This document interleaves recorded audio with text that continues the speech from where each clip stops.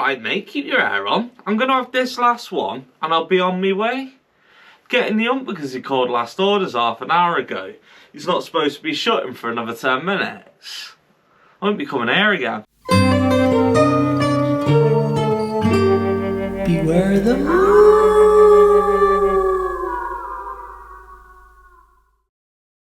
So this is what we've got for our last orders today. Hobgoblin Dark Stout. I'm absolutely buzzing to try this because if you've watched the 2 previous episodes so far of this new channel, you will have heard me mention Hobgoblin already.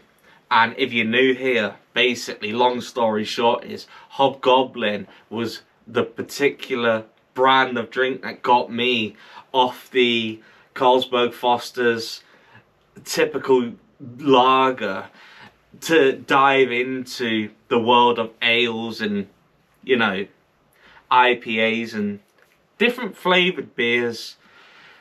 But what I didn't know up until yesterday is Hobgoblin do a stout. And it was, well, basically a complete sort of accident really that I come across it, because long story short, what I do for work is like travelling about a bit. So for anyone in the UK, you've obviously heard of the supermarket Morrison's. Well, down south, they don't really have many of them. They're more like northern. Yeah, they're starting to reach out, but it was more like a northern supermarket. So whenever I come across one, I always go in because the hot food counter, you can't go wrong, just put it that way. But anyway, I thought, well, I'm going to be recording a couple of episodes for, you know, last orders. So why not go and see, while I'm in here, what ales they've got on offer. So I went over there. First things first, bravo Morrison's. 6 ales or beers or stouts. Big selection. 6 bottles for £10. Now for me, I think that's a bargain. Like, name me somewhere else that you can get 6 bottles for £10. I could have got 6 of these for a tenner. It's pretty good. But anyway, long story short, I was like, I just started picking random ones I've never tried before. And then I quickly looked at the Hobgoblin and I was like, yeah, I've done them before. Maybe later on down the line we might, you know, come to doing that. But just out the corner of my eye, I was like, hang on a minute, what's that one? I've not seen that before. Stout. Like Guinness. Like a competitor to Guinness. Well, that was my initial thought. So that's what's on the last orders menu today. But I'm new to all of this, so I've got a bit of research with me just to sort of like help guide me through, so I don't make myself look too much of a clown because of my lack of knowledge regarding the entire beer industry that I'm only just dipping my toe in. So for anyone who doesn't know, like me, what is a stout? What's the difference between a stout, a beer, an IPA, you know, ales? So I basically, in a paragraph, long story short, according to, well, the interweb, a stout is a dark top fermented ale known for its rich, robust flavours and creamy textures, often characterised by notes of coffee, chocolate and roasted barley. These beers achieve their distinctive colour and taste from the use of roasted malt and barley during the brewing process. Stouts come in many variations such as oatmeal, milk and oyster stouts. What? So a few of the key characteristics that we need to be keeping an eye out for while tasting the stout. The colour, we're looking at inky black or very dark brown. The flavour, roasted flavours that can evoke coffee, chocolate, caramel. The specific flavour profile depends on the type of stout and the ingredients used. The aroma, like the scent, roasted, malty aromas are pretty common. Body, heavier and more flavourful than many other ales. So I'm expecting big flavours then, really. Texture often has a thick, creamy head, so we'll see when I pour it, which I'm going to do in 2 seconds. Brewing, a type of top fermented ale, meaning the yeast rises to the top during fermentation. Right, without further ado, let's pour this. Hobgoblin. Oh, I also picked this up today. Check this out, guys. It's a bottle opener, heavy duty. This is heavy. See if you can hear it. Pretty heavy, you know what I'm saying? I wouldn't want to drop it in the glass. Let's see if it works. Hey! Get that! Oh, okay. Sorry to burst your bubble. Oh, that aroma.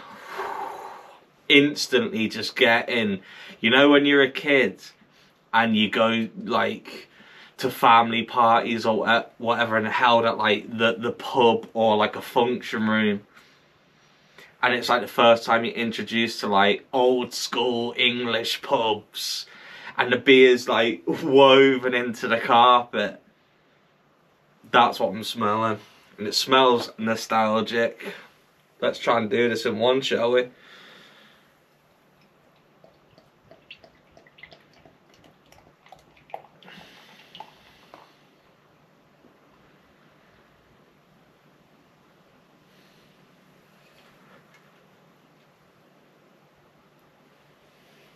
Okay. Well, according to them characteristics, it's looking pretty good, guys. Look at that. I'd say about 1 finger thick, 1.5 finger thick white head. I wouldn't, it doesn't look like piercing white, like paper white. It's almost like a yellowy sort of white, if that makes sense. Pardon me. Yeah. If you were to say, if I could describe that smell in one word, it's pub. The pub. Yeah, damn. Sorry, I'm still in the process of like, you know, building the slaughtered lamb. That's the name of this pub. Yeah, it's quite a strong smell. Dark stout. It says on the bottle, come on over to the dark side with our smooth jet black stout. Tempting hints of coffee, cocoa and sweet treacle are balanced with the bitterness. This delicious and easy drinking stout could warm even your cold little heart. How did they know? I had a cold little heart. Anyway, let's get into this. Cheers, guys.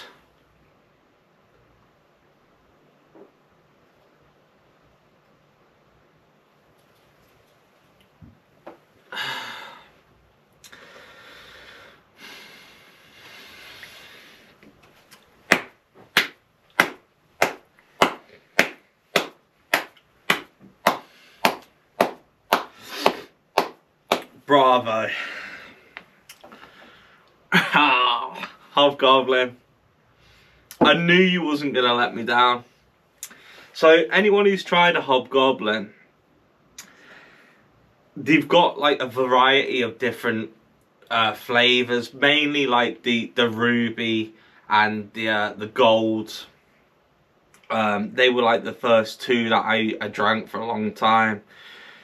But they both got a distinctive Hobgoblin flavour. I don't know what it is. There's not really another ale or beer that I've tasted and gone, oh, that tastes like Hobgoblin. It's sort of like in a league of its own, if that makes sense. But you know, if you were blindfolded, if you had drank a few Hobgoblins, pardon me, over time, couple of months or years, and you were blindfolded, and someone tips it in a glass and said, "Yeah, what's that?" There's a distinctive flavour from a Hobgoblin. This has it. They've kept that flavour, if that makes sense. on the last couple of reviews, the more I've drank, the more flavours have come through. So I'm not going to judge it solely off the first taste. We're going to keep making our way through. See what it's saying.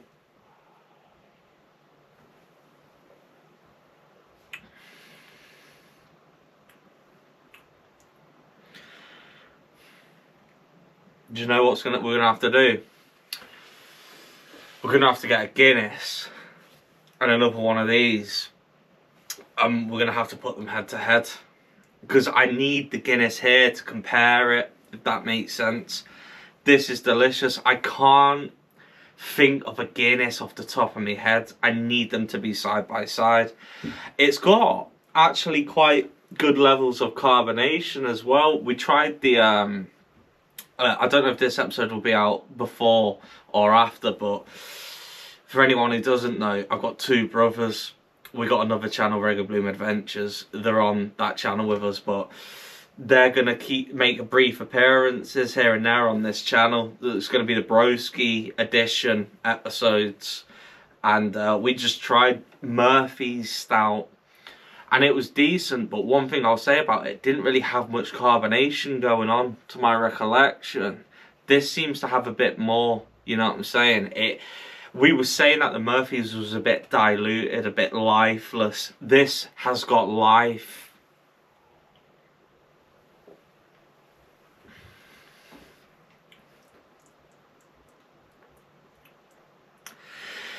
I'm not going to sit here and start saying I can taste coffee, because I can't. Treacle, actually. Maybe that's the hidden ingredients.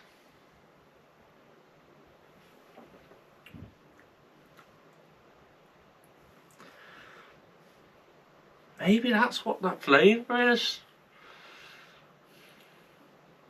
Like, yeah. Like a liquefied version of like treacle. Yeah, I think that's what that is. But treacle's not something I eat regularly. I haven't had it for years. But to my recollection, I do recall having that sort of vibe. So I wouldn't say I could taste coffee or cocoa. Treacle, I'll give you that. It's not sweet. It's not sweet though. That's the thing. You get the flavour, but it's not sweet. It is like more bitter. It leans more to the bitter side, but I'm thoroughly rating that. I've got a little bit of a history on Hobgoblin. The company. It's not a lot, but I'll just give you a little read. The story of the Hobgoblin beer begins in the heart of Witney, Oxfordshire, at the Witchwood Brewery, originally founded in 1983 as the Eagle Brewery. What started as a modest wedding brew, no way, in 1988 blossomed into a fully fledged legend in the British ale scene. No way. So originally it was made for weddings. Like, it must have just been, like I say, well, yeah, a little brewery in Witney. And what would be interesting to find out, like, how many people were behind it, who was behind it, because it doesn't say. I asked for a brief history. But yeah, the brand's mischievous goblin mascot and bold slogan, "What's the matter, lager boy? Afraid you might taste something." That's sick. Maybe that taste is treacle. It'll be interesting to read the back of the other bottles, actually, to see if treacle's on there. We'll have to do the other Hobgoblin reviews and see if treacle's on there. Or if you've got time, leave it in the comments, have a look.